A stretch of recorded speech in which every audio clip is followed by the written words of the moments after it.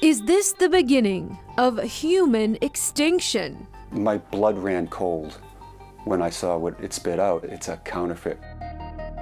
Or human extension? The point is that we need to admit to ourselves that our capacity to recognize patterns is very limited. Do you feel like you're standing at the edge of a cliff, the precipice of the unknown? I think the future is not going to be generative AI versus humans. It's going to be humans who use generative AI versus those who don't. Generative AI wasn't even in the narrative 5 years ago. Now it is the narrative. As a writer, I too wonder how generative AI will impact my own career. Will it replace people like me? Well, that's an intro I wrote for this show in about 3 to 4 minutes. Now I'm going to ask generative AI to write one for me. Tonight, we ask the experts and the machine and find only one certain answer about AI. We're not even mile one of a marathon or a race, because this is going to be around for the next hundreds of years.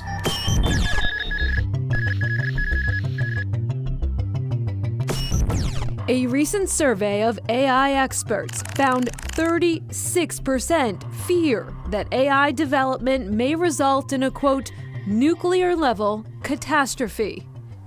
There are people out there that are fearful of this technology. We've heard the words human extinction. Do you see that as a possibility?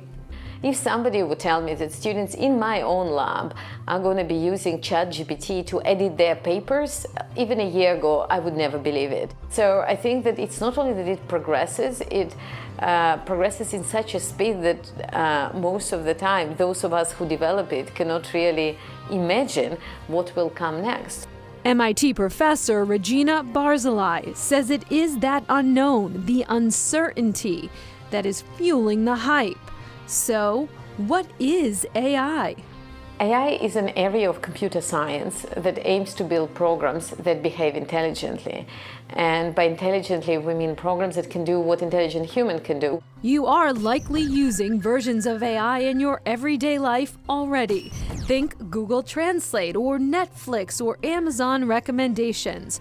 What you may not be using yet, though certainly your coworker, friend, or teens are, is generative AI. The idea is that you not only can use machine to kind of select from the predefined list of possibilities, but you can also ask machine to generate you new objects.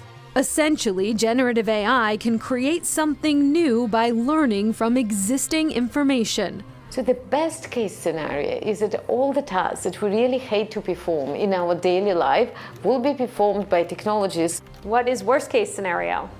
The worst case scenario, I think, is like with any technology when there are some unintended consequence.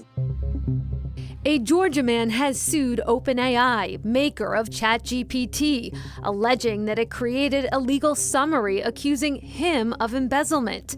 It marks the first defamation suit against the creator of a generative AI tool. ChatGPT and many of these programs have a capacity to hallucinate, to create outputs which look very believable, but in reality they're not supported by the real evidence. AI can now clone your voice with just a few seconds of audio. Anthony and I sat down to try it out. So you're just going to press record and read that sentence.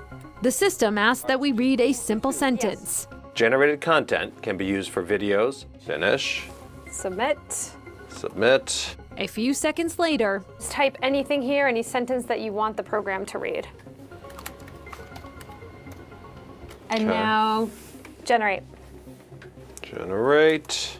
and we have an AI version of Anthony's voice. Drawn to Gloucester, but then captivated by a fellow painter, Josephine Josephson. Dude, it's not totally there, but it's pretty darn close. Now, if somebody were to call a family member and it was a situation where they were saying you were in trouble, that's close enough. That's close enough.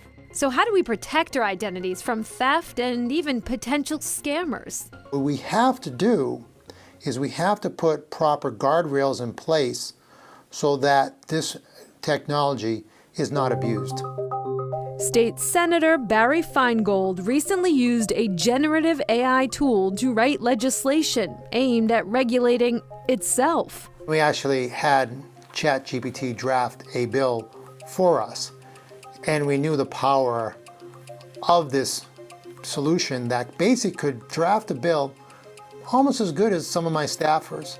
So we knew right then that this is a powerful technology that we saw could do a lot of good, but we also could see the negatives. The biggest thing that we want to do is to make sure that if this is not your work, that it is basically out there that it's not your work. Feingold hopes Congress will ultimately take the wheel on regulation, but we know the gears of government grind much more slowly than technology.